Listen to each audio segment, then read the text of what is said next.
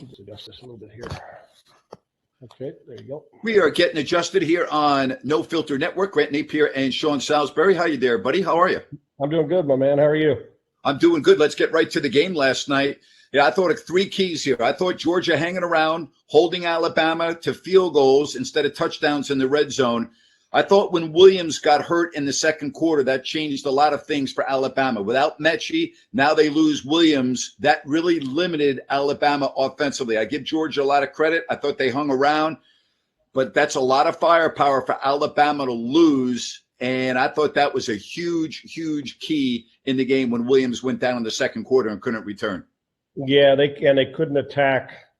They didn't make the huge play, the one to Latu down the left sideline for a big play. Other than that, they were hard to come by. Everything was, a lot of underneath stuff and try to get some run after the catch. I thought that Kirby Smart's game plan was fascinating last night. They went back and trusted what they do with their front seven, that their front seven could dominate the game and not let Bryce Young set his feet. And then when you got out without Mechie and without Williams, it was a different ball game because those guys couldn't separate as much.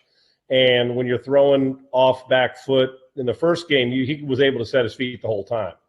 But when you're throwing off your back foot like that on a regular basis, when you're throwing 56, 57 times, it'll catch up to you. But I thought the physical dominance at the line of scrimmage by Georgia was the difference. But that's what they do and what they've been doing all year long. And when you look at common opponents, the truth is Georgia's been the best team all year long. That's common right. Opponent points. They got them one time in the SEC championship game, but Georgia's been the most dominant team, and it just goes to show you that physicality never goes away, man. It withstands decade after decade after decade, and they didn't let their finesse take over, meaning Alabama's. And I thought, and I told you, Grant, I told you last Tuesday, I said, keep an eye on Stetson Bennett. Yep. If he's the MVP of the game, they're going to win. Now, you could have taken their defense, but he was voted player of the game. There was something about his toughness and competitiveness, and we always seem to judge quarterbacks on measurables before we see what they're about. He had two really good games, and he started slow, but he came back out of it. He started to look like he was a little nerve-wracked, but he settled in, and pulse rate went down, and he played well. Georgia proved most of the year, except that one game, they were college football's best team. The best team in college football did win last night. The one thing that is so apparent to me when you watch Georgia and Alabama play, and we'll talk about Georgia because they won the championship and they won it with their defense, is team speed. It is so apparent. It just jumps out at you off the screen when you watch these teams play in college football. I think it's a big difference between what we see in the SEC, in the Big Ten, and some of the other conferences. It's just so apparent to me, Sean. It really is. Yeah, and Grant, and you're 100% correct. Did you see last night how they played a lot of horizontal football early in the game? And, the whole game. They came out and were playing the sideline stuff, throw the ball to the flat. Everything they did was to attack the perimeter. And all of a sudden, you'd see a Georgia player come flying out of nowhere and run him down. The one that sticks out the most, big time, was when Bryce Young scrambled to his right, and number 4 on Georgia. I know there's names, but I'm old school when it comes to watching film or games. I call them by their number. But 4 came exploding by and ran him down and he didn't have an angle or anything and chased him down. It was typical of the explosion. And I saw another time to the left, they threw a flat route to the left. The safety came out of nowhere and unloaded in the first quarter to the back for a catch and a tackle. So they did what great tackling teams do. They didn't let you play much in space, and if they did, you were playing towards the sideline as opposed to vertical for the most part. And you made you wonder, even with Alabama's top 2 receivers hurt, could Alabama pull it off? And then it got to a point, and you're so right about hold them down early, kick field goals, stay in the game, let your physicality take over. And then it seemed like Bill O'Brien reverted back NFL-wise or into playing not to lose. Let's just play. I don't want to be the offense that makes the mistake. And in the process, hell, even Stetson Bennett made that mistake but overcame it. They continued to stay aggressive. I thought that Alabama got a little too conservative. We overuse that. A little too protective last night. I do. I don't think they cut it loose, and maybe they didn't think they could handle the front seven, but that was the key to the game, and then they resisted all that big play stuff. And when you cut down Alabama's big plays, you got a chance. All right, let's move on. Let's talk some NFL football. The Colts, obviously, to me, the biggest disappointment, the way they ended the season the last 2 weeks. I mean, you and I were talking about that's a team that probably had the momentum. Looking ahead, we thought there would be a tough out in the first round of the playoffs. Now they're not even going to the playoffs. The meltdown that we saw against Jacksonville, how do you explain that, Sean? I personally thought, Grant, that it was an embarrassment. Yeah, I did. I can't explain it because I cannot fathom when you are a football team that's single elimination and you know you're going to play one of the worst teams in a league that has beat you like 5 or 6 straight times. You got the best running back in the league that's healthy, with Derrick Henry out. You have gone on a run here. You've got a veteran quarterback. You've got – I mean, to me, it's inexcusable. And people say, well, I know it's the NFL and Jacksonville. Jacksonville played smarter. I mean, Carson Wentz was not sharp. They did the uncharacteristic turning the ball over. And Jacksonville played as if they were the team that had urgency. I didn't see any urgency out of the Colts at all. And if I picked 5 games out through the year, Grant, if you and I went down and said, okay, of all 32 teams, let's pick 5 games where you're like, scratched your head. Hell, the Chargers may have been 1-2 against the Raiders, the coach's decisions. Yep. But we'll get to that in a minute. The Colts' performance in that game was missed. I mean, I'm still to this day baffled that this team could do what they did the last 2 weeks after a run and have they had no business losing to Jacksonville. But you are who they say you are, what your record says you are. I don't want to hear that the Colts deserve to be in the playoffs. If you deserve to be in the playoffs, you go. What do I always say, Grant? You got to birdie the par 5s to win the tournament if you're on the PGA Tour. They triple bogeyed. They took a snowman against the Jacksonville Jaguars, and now they're going to do what we're doing all off season. Watch. I thought it was unacceptable and one of the 3 or 4 worst performances under that type of situation that I've seen in a while. It was horrible. Totally agree. Awesome. All right, let's get to the Chargers and Brandon Staley. That's the way he is coached all year. And we have praised him when it's worked, and you jump on him when it doesn't. In a big game like that, I mean, I'm with you. It baffled me, Sean. It baffled me. I think he's got a chance to be a really good coach, and we have sung his praise. I love the way I mean, it seems now, I feel like he's like the 3rd youngest guy on the team. Yet he's their head coach, and he's not. When I look at it. But, Grant, I'm just trying to figure out, I know analytics come into play. But we've had analytics in football forever. That's called film study. On 3rd and 7 inside the 20-yard line, they play 80% man coverage. Well, that's analytics, so you call a man beater, right? But I don't know what common sense. I mean, if you're trying to play this is the new movement in the NFL. But sometimes common sense. You got a job to do. I know he calls defenses, but your job is number 1 to oversee the whole team and make smart, common sense football decisions that put your players in the best position to win and to succeed. That's your number 1 job. And if you can't do it because you're calling defenses and you forget the 4th and 1 and when to go for it, when to use time, the game management, then you might want to give up the play calling if it gets in your way. But I see it all too often with guys that are supposed to be experts in their business. Their time management sucks ass. And I like Staley, but I can tell you this. I'm not going to say single-handedly, but a couple times this year, Grant, and this game's no different, he was as big a cause, if not the biggest reason his football team lost. I agree. And I think he can be a really good coach, but he's not above criticism. I don't give a rat's ass how young he is or how good he's been at times.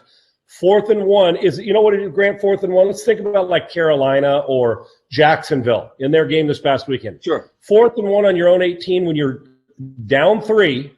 It's still, I mean, you got basically a half a football to go, and you're in a single elimination game to get to the playoffs. Those type of let's just go for it. On 4th and 1 at their 18, maybe. Okay, got some balls. You think you're going to get back on there again? Those are calls that you're like, oh, listen, we got an extra bowl game. We're playing you in the Sun Bowl. Let's just go for it to see if our young quarterback can make a throw. No big deal if we don't, because we're going to be 7-6 or 6-6, or if we lose the game, we're 3-14 in the NFL, right? It's not for a team that's got a monster quarterback that you're in the league. Punt the damn thing, tee it up again, and you're playing against the game that your quarterback's pretty good. But you took the football out of their hands, and when people say, well, they went for it, you still took the ball out of their hands because then you forced them to be desperate later in the game. And then the timeouts beyond me. The Raiders Grant, you and I know, and I don't have a problem with it. The Raiders were going to hand that ball off and run out the clock. They didn't have to risk it, a throw and a sideline turnover for a touchdown. Right. Let's go home, man.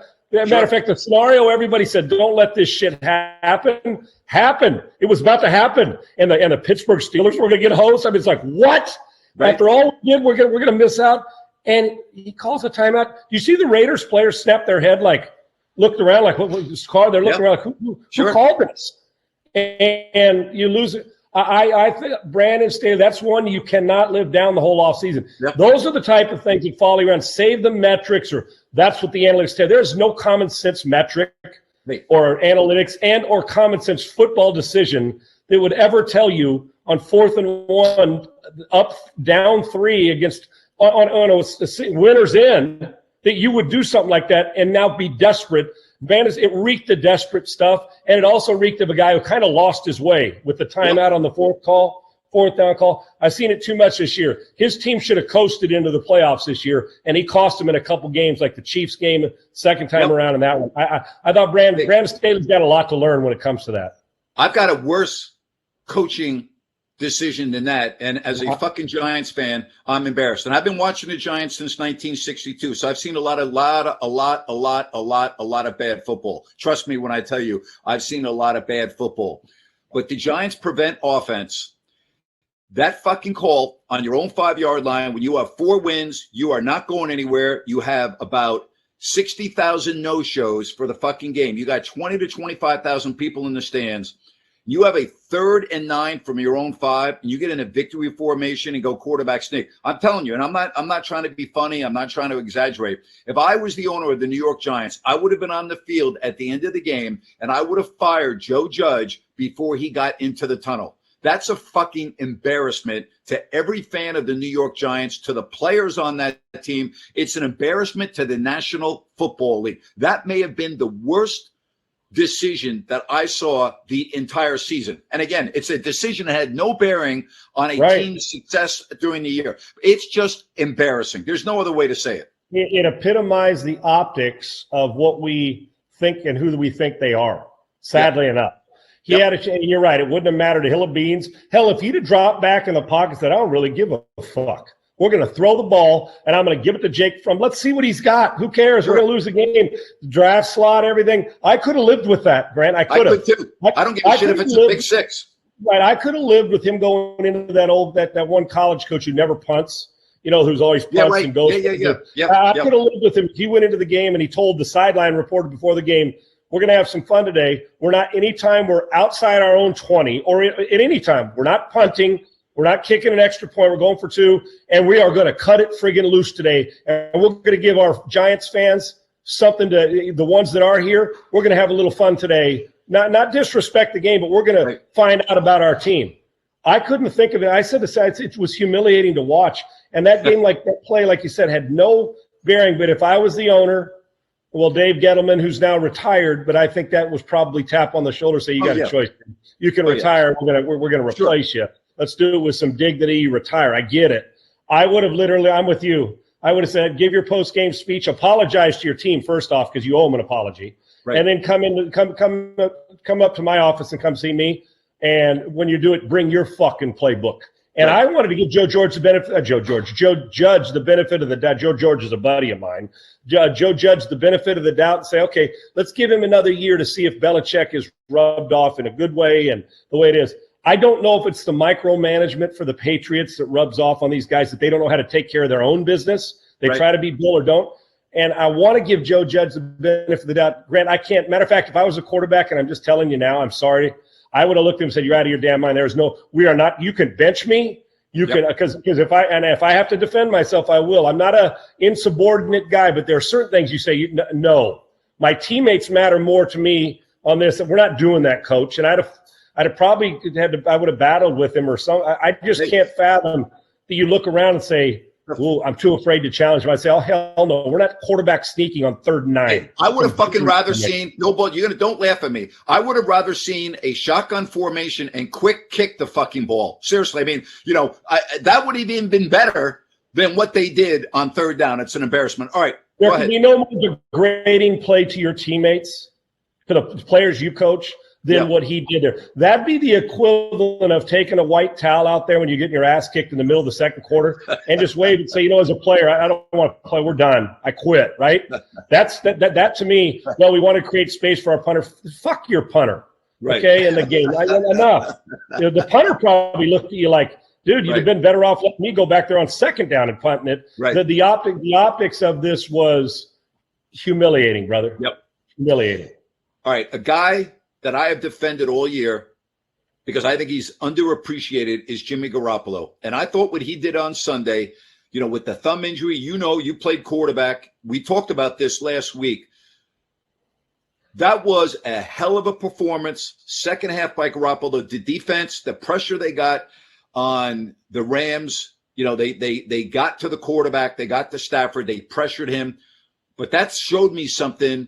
And I said this on my rant today. It's about time the 49er fans start giving this guy some fucking respect. It's like whenever things remotely go wrong in San Francisco, they kill Garoppolo and they forget about all the good things that he does. He did a really good thing on Sunday. That's a hell of a win, and that's a terrible loss for the Rams. Yeah, no doubt about it. Grant, we've said on this show, and you know how much I love Stafford. Yep. But beg the question, and he'll put up great numbers. But what's going to happen when the situation faces him in the postseason? Is the recall of Detroit going to come his way? Or this is new stuff. I shouldn't be thinking about that shit. I'm anxious. You're right. I'm going to tell you this. Let me start with Derek Carr real quick. Sure. To go back to that. What Derek Carr's done with that football team this year. Derek Carr first. Big time. Because kind of both of them in the Northern California, one's in Vegas now, but they were there at the same time for a minute. These are the AFC's and NFC's most disrespected football players. Yep. Forget just quarterbacks. I agree. Derek Carr consistently puts up numbers without his leadership and his enthusiasm this year. And Bisaccia did a hell of a job. That team has no shot. Correct. What Derek Carr's done to keep them afloat just in all kinds of different ways. Talk about a guy who gets no friggin' respect for the numbers he puts up every year. We all fall into the trap. Oh, it's the Raiders. Yet I'm thinking, you got no shot if Carr's not your quarterback.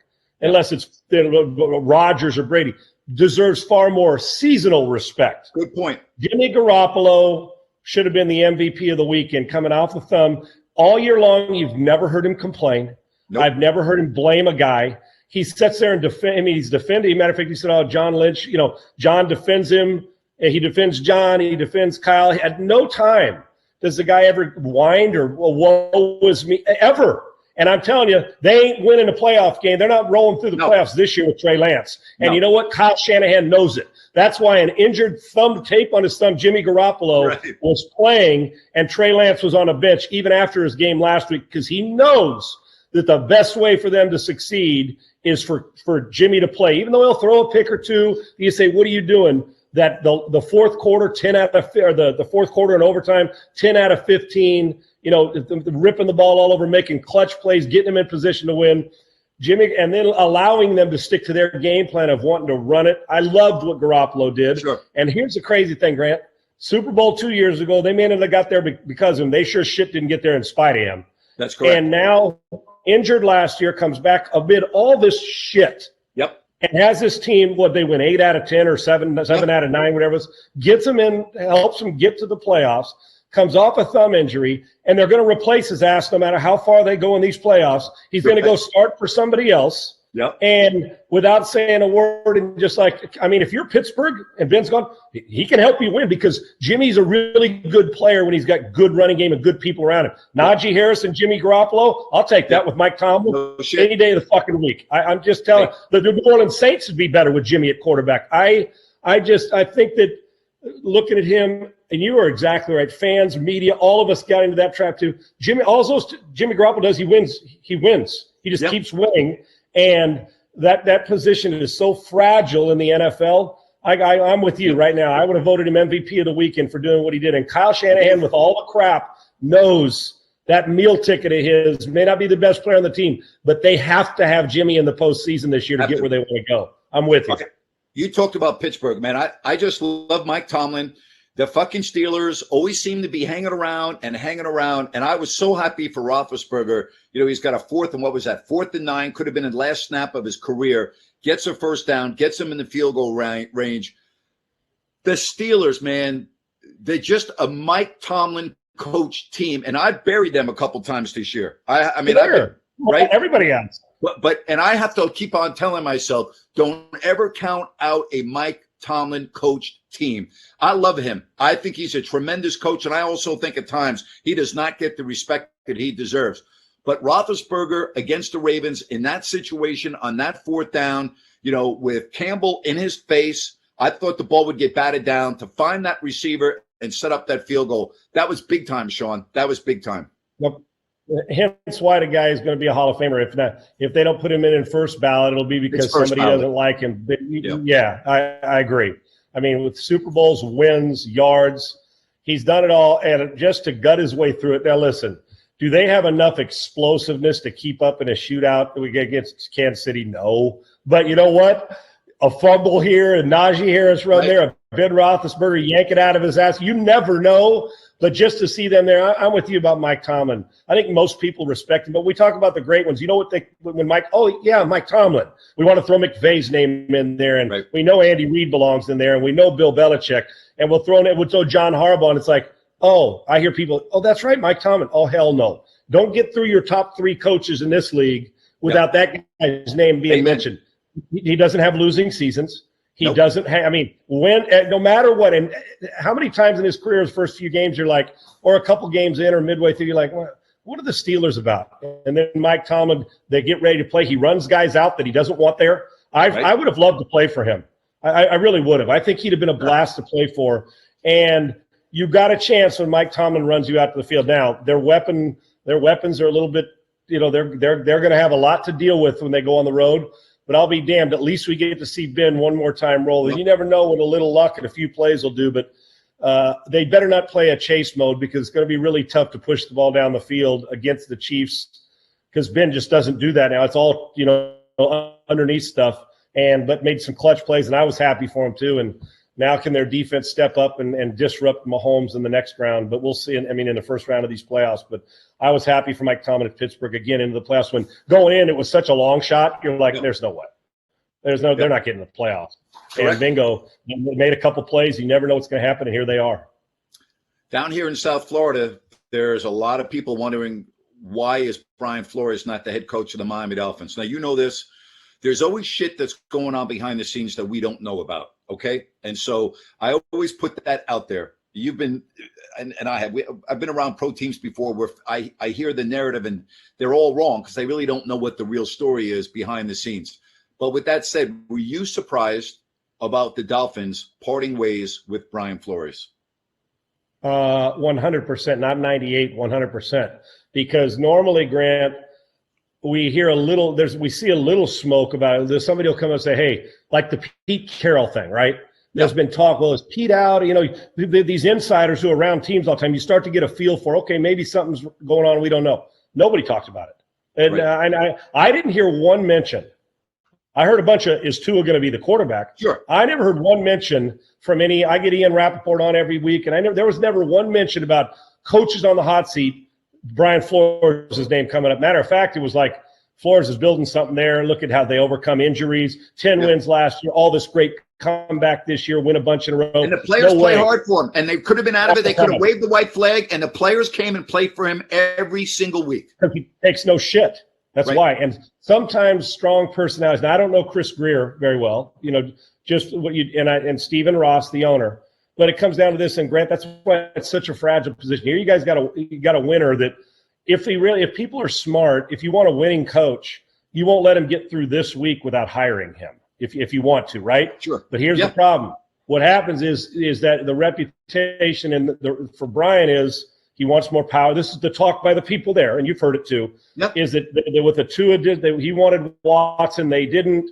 Chris Greer and him on the same page. That relationship became a little bit touchy because of the power struggle in the building, and then the owner said he'd been watching the situation for 3 years and felt it was best to move on for their football team. There's never going to be a mention, well, Brian Flores can't coach. It's simply GM and owner on one side and a coach. That's why you hear these college coaches, when you got an athletic director and a president that are on the same page as you, you'll keep that job and love it on the same page as the coach. Yep. And it's the same thing in the NFL. When you know a general manager and you're tied to the hip and the owner loves you, Yep. and you're all in the same – you're in good shape. You go, coach. We'll make some personnel decisions, and I'll sign paychecks in that order there. You got a chance. So what happened is, it appears that Brian Flores wanted a little more power and was – strained in the building, and they just decided to cut bait right off the bat. And I was shocked because he can't. The question is the personality, because he's a strong personality. We saw what Bill O'Brien did. He wanted more say, and he lost his strength as a coach and wanted to do both and got too power hungry, and they ran his ass out. Okay. So I don't know where Brian sits on that. So the question is, will the Bears or will Minnesota say, I don't care about that? He's a hell of a football coach. And where's Brian going to come in on? Does he want to micromanage the group? Sure. Or if you just want to coach? And everybody should have some say in personnel if you're a head coach. But I listen, if you haven't interviewed him, you're an idiot. He's a hell of a coach. I'm looking at what, like you have people within the league. And I was talking to somebody yesterday, and he made a good point that the Bill Belichick disciples and their communication skills, Bill can do it because Bill's Bill. I see it in New York with Joe Judge and some of the stuff that I hear about. We heard about some of the things down here in Florida with Brian Flores and a couple of others. Do you believe there could be something to that? I don't believe there could be. I think there is. Okay. I think Bill is such, and I don't mean this because I hold him in the highest regard. I think he's the best coach we've ever had, and Nick Saban not far behind on the college level. They're the best of their goats, right? Right. I think, Grant, I brought that up on my show this morning, that maybe, just maybe, and it's not even really a maybe, I think there's enough evidence and analytics to point to the fact that, how many coaches do you ever see talk during the year? Funny story.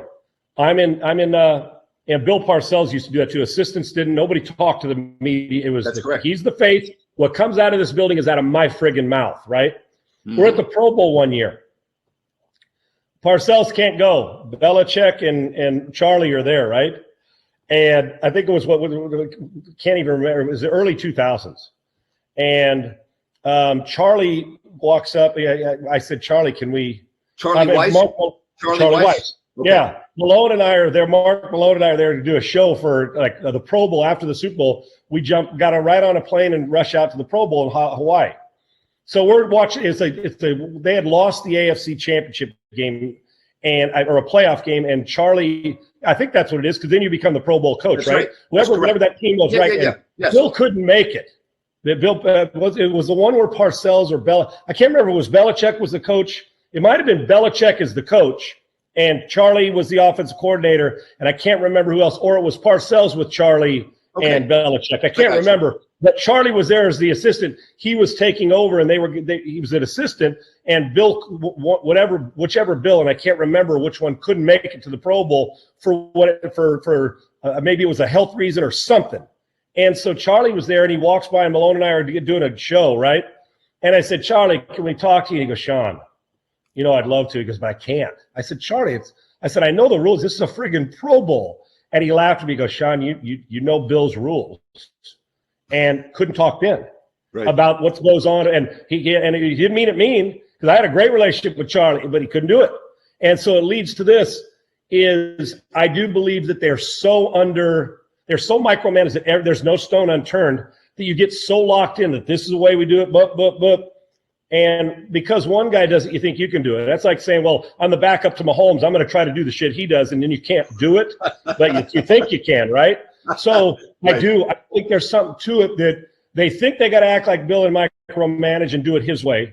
And so we don't see a lot of their personality. And then they want the power because Bill's got the power. Well, he's a unique dude, right? This is different. So I don't think there's a maybe. I don't think there's any question. You can't have this much evidence and analytics that say it's this and just have it say, oh, it's just coincidence that wherever they go, there's a little bit of. We always talk, we heard about Josh McDaniels in Denver. We've heard about Charlie Weiss. There's always a little bit of a struggle, right? They're not good guys and good coaches, but there's always a little bit of struggle where they just don't, Bill O'Brien, where they just don't coach football. And there's only one of those cats that I know that can do it that well for that long. So at some point in time, you're going to have to cut that cord, listen to Bill while you're there, but go establish who you are somewhere else without seeking every ounce of power. Doesn't make them bad. It just you have a building If you go to another building, they don't all think the same the way the Patriots do. And if you don't fit in, that means you can run a coach like Brian Flores out who's a winner, which is hard to do. When you look at the general managers that have been fired this week, and you look at the Vikings, you look at the Bears, you look at the Giants, we're going to have some fun here. I'm going to make you an owner of an NFL team, okay? And you're going to have to go out and you're going to have to go on a general manager search. Do you have a guy out there that just jumps off at you that you're like, I own a team, that person's going to be my general manager?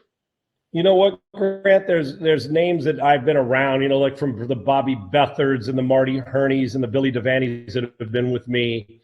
I've known Rick Spielman a long time. I liked Rick, right? And sure. I know they did too, but then it went a little sideways with the Zimmer thing. Yep. It's crazy over the course of time. Listen, Bill Polian's still out there if you think he can do. You know what I'm saying? I mean, there's still guys that have been around and done it, the old school guys that can do it. And I know some of the guys, the new school guys, but they're in organizations, but I don't know enough about their experience because I wasn't a player or not covering them day to day. I know some of the names, but I would, and it's not a cop out. I would need to sit in front of them.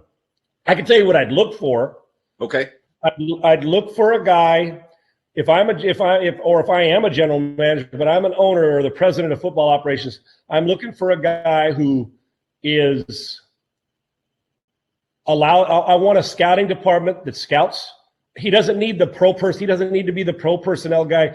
I guess what I'm trying to say, I want a guy who's in control, but when I hire the head of scouting, he's the fucking head of scouting, right? Right. And I want to empower my guys to work, but there's got to be accountability that goes with it, if that makes sense. And I would simply let my general manager know that this coach you hire, one, you're tied at the hip to him.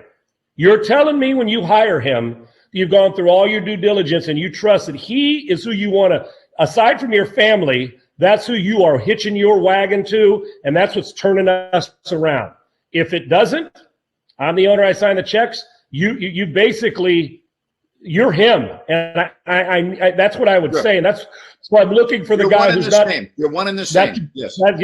You're twins, man. He is you. You're a reflection of each other. So, and I'd be the owner that said, I don't give two shits how you do it.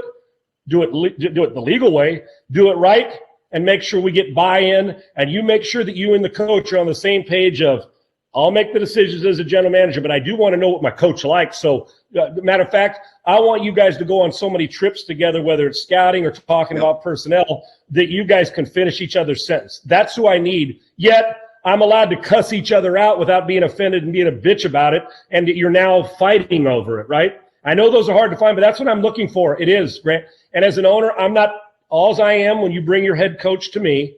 I'm looking at you and saying, it's like when your kid brings you this is a girl I'm going to marry. And you get like, listen, I don't date her. I've heard great things about her.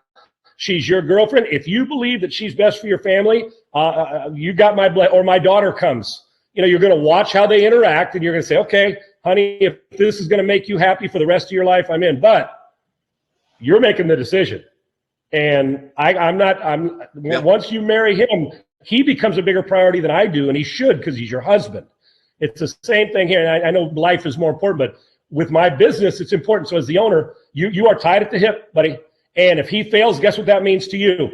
You didn't get him the player, so you fail too. So I'm replacing both of you on the same friggin' day, or we're heading right to the top on a regular basis. Let's go for this and let's do this. So you got to love leadership and power.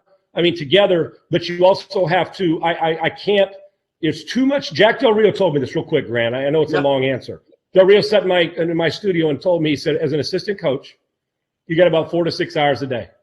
I may have told you this. As a coordinator, you get about 2 hours a day to yourself. He's talking about to yourself. Sure. As a head coach, you need 2 extra hours a day.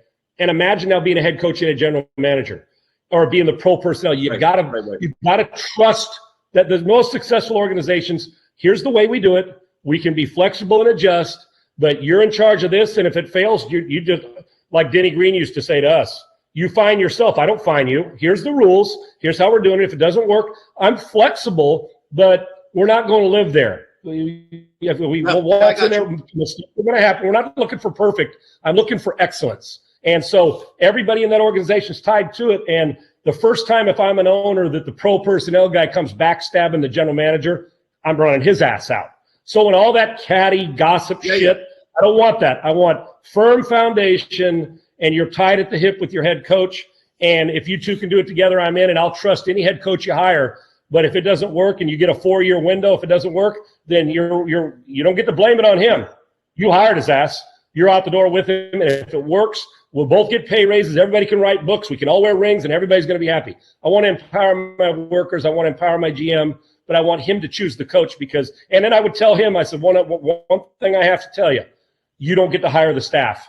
That coach hires every single person he wants on the field. You don't get to tell him to hire a running back coach. You may like him. You could suggest he interview a guy, but he's making the decisions because I also want his accountability that if his coach isn't being coached up right, then they got to deal with it, that's not on the general manager. So it's just a trickle-down effect. I empower, but accountability is important to me, Grant, leadership and accountability. And as a head coach, I want a dynamic leader, and the rest will take care of itself.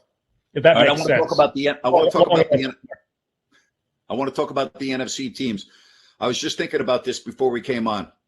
Of all the teams in the playoffs, the only team that I feel I know what I'm going to get from when the playoffs start is Green Bay, and they've got to bye.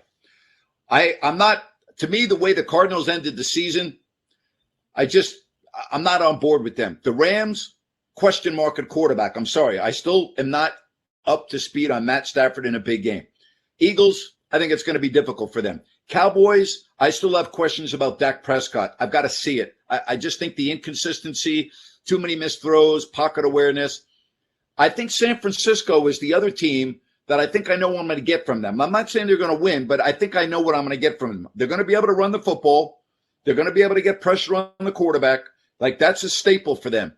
I just think other than Green Bay, and I'm sticking with the NFC, and we'll get to the AFC in a minute, I really don't know what to expect. I know you're probably going to say, well, I'm going to tell you this, Grant. I think I know what I'm going to get from Tampa because of Brady and their playoff experience. And I might go along with you.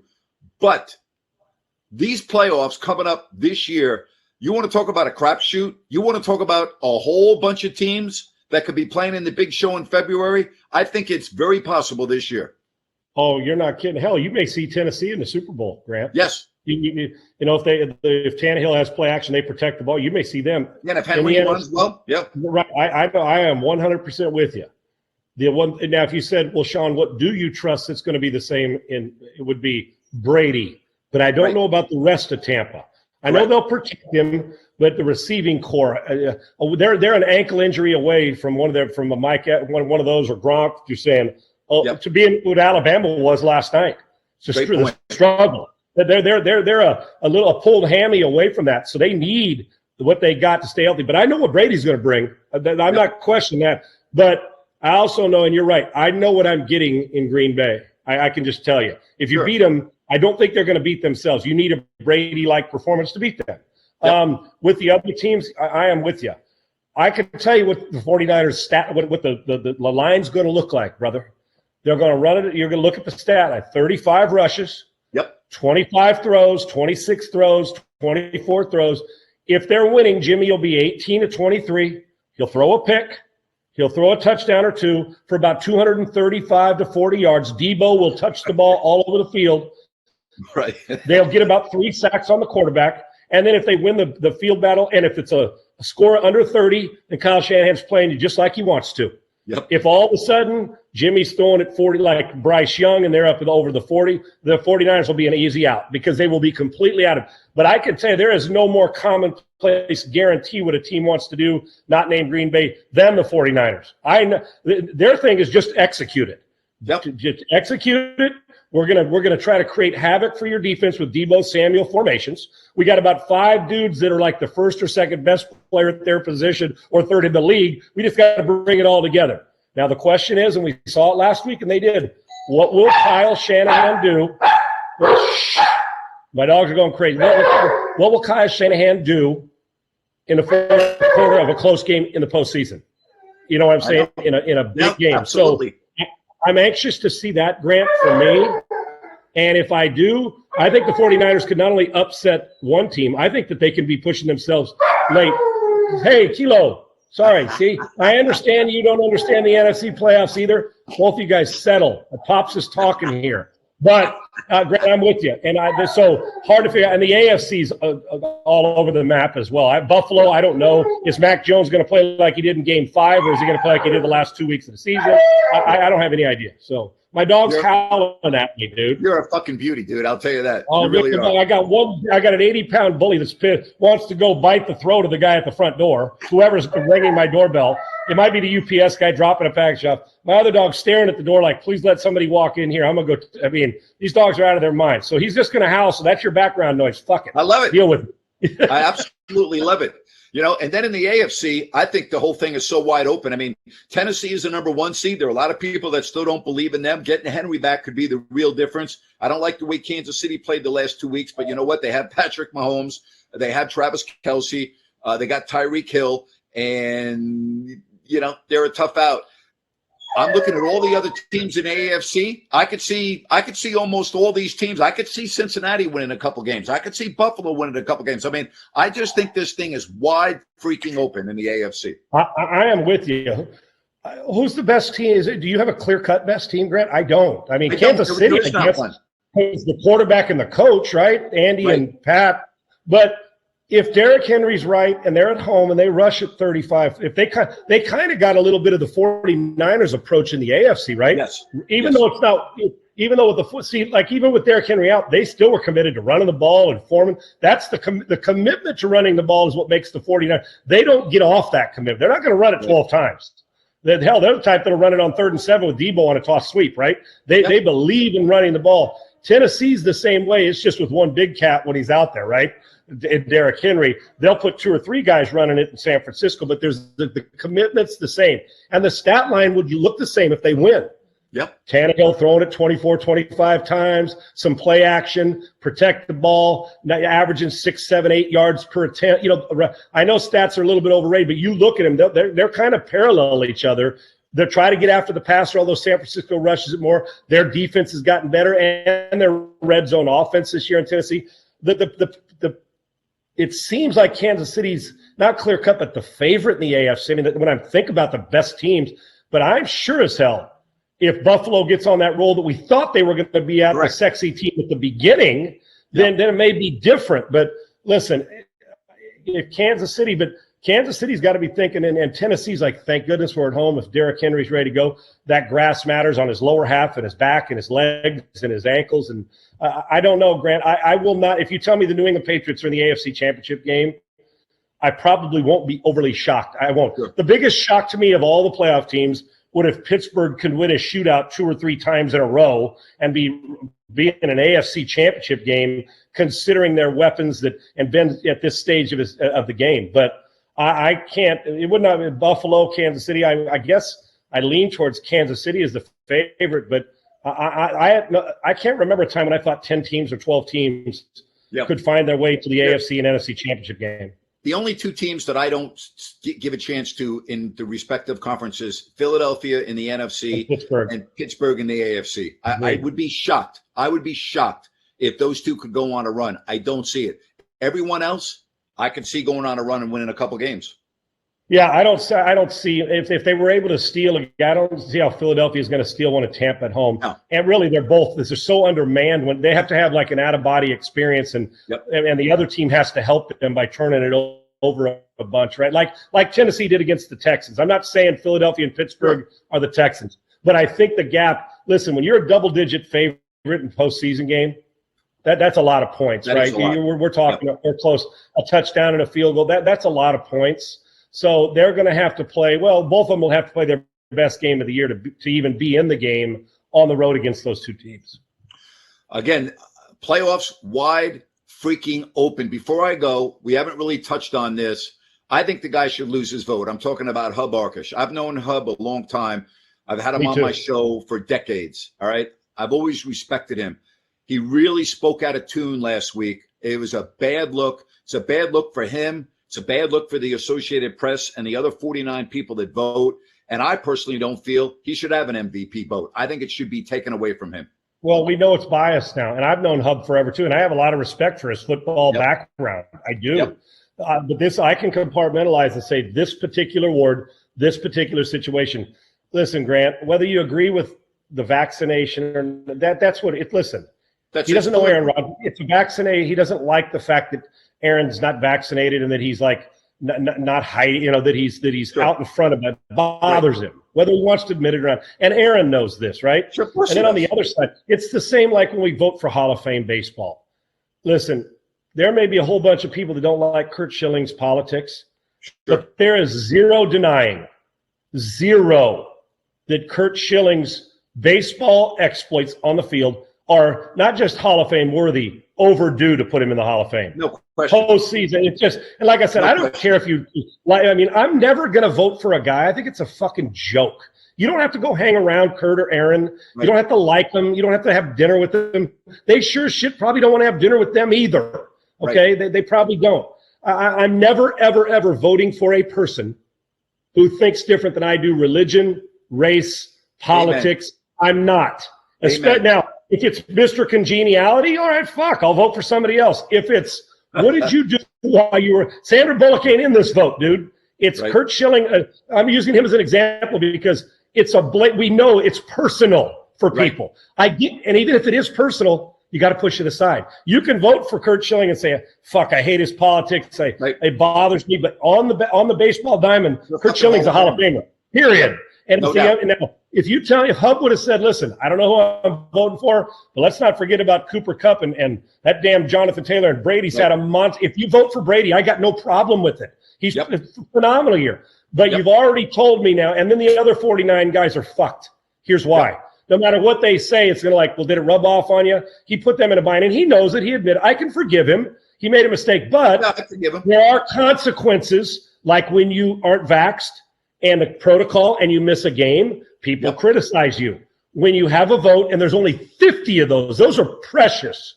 And you choose to vote for a guy based on your personal feelings when that's not part of it. And you know what? Then I can't. I got to give it to somebody else because there's plenty of other people qualified to vote for it that aren't him. And you rob Peter, you pay Paul. I don't take personality into account when I'm voting for a Hall of Famer or an MVP award if I'm them. Hub's apology would have meant a lot more to me if he said, in light of the situation, I'm going to remove myself and I'm going to relinquish my vote. That would have said, okay, you know what? I'm really accepting his apology now because he took the onus away from all this bullshit. He should have relinquished his vote. He should have forfeited his vote with his apology, in my opinion. Yeah, and Grant, let's say he still wanted it because I understand why one of 50 dudes in the world who's got an MVP vote for the most important award, not named the Walter Payton Award in the league, right? Yeah. So, that's not this award. This is most valuable player. You know what? We've changed things on the fly like crazy during COVID and the rest of it.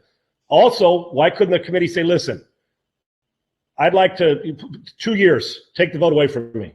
Yep. I mean, you almost like gifted. I don't want to say gifted, but it's like you're on probation, right? 2 years, let somebody else vote. There's plenty of other guys who would stand. I'd gladly, I'm just using me as an example. Hell, who wouldn't want that vote? It's precious, right? Sure. And say, you know what? I'd love to have it back, but you know what? I don't deserve to vote this year or next year. I can't do that. And when people say, well, it's not that important. Yeah, it is. It's important with the MVP. If it wasn't important, we wouldn't vote on the shit, right? Correct. We'd cancel the award. It's important. Correct. Hub knows better. That's the problem. He allowed personal vendetta. Yep. He did exactly what bothers him. He doesn't like Aaron Rodgers for personal reasons or what have you. And he turned around and did exactly what you're not supposed to do. He made it personal. So the same shit he didn't like is the same shit he did. So you can't do it. And if you don't like the guy because of their politics or who they're married to or what they do for a living outside of sports, as long as they're not breaking a law, it's what they do on the field. Aaron Rodgers deserves to be mentioned and not taken away because of that. And Curt Schilling should not be, or any other guy who you don't like should not be.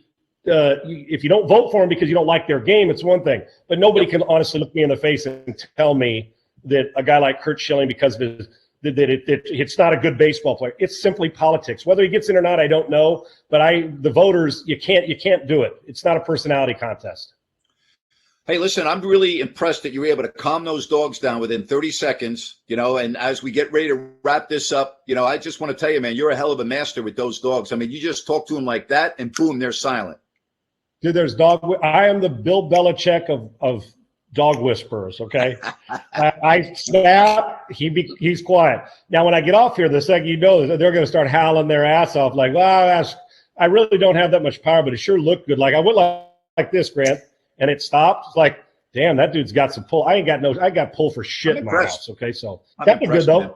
The whisperer, brother. Just call me the whisperer. I don't really know what form I'll take, but that was pretty impressive though. That's a good point by you. All my takes suck, but I can tell you what, I'll calm a dog's damn ass down. I can promise you that. All right. Great stuff, brother. On Thursday, we'll give some picks. We'll have some fun. We'll get really more in-depth into these games that start on Saturday. Have a good evening, buddy. It's good talking to you and a good, fun show today. Appreciate it. Thank you. I'm going to run and go train a quarterback, and then I'm going to come back and take care of some business. Now, I'm going to go teach a kid. I'm going to go prove to him I'm a quarterback whisperer at the same time, not just a dog whisperer. How's that? Do me a favor. Maybe get on a plane and fly to New York and coach my fucking quarterbacks with the Giants, too, while you're at it. Could you help me there? I can promise you I wouldn't do worse. I can guarantee you're at that. See you, buddy. All right. I love you, man. Thanks. Appreciate it.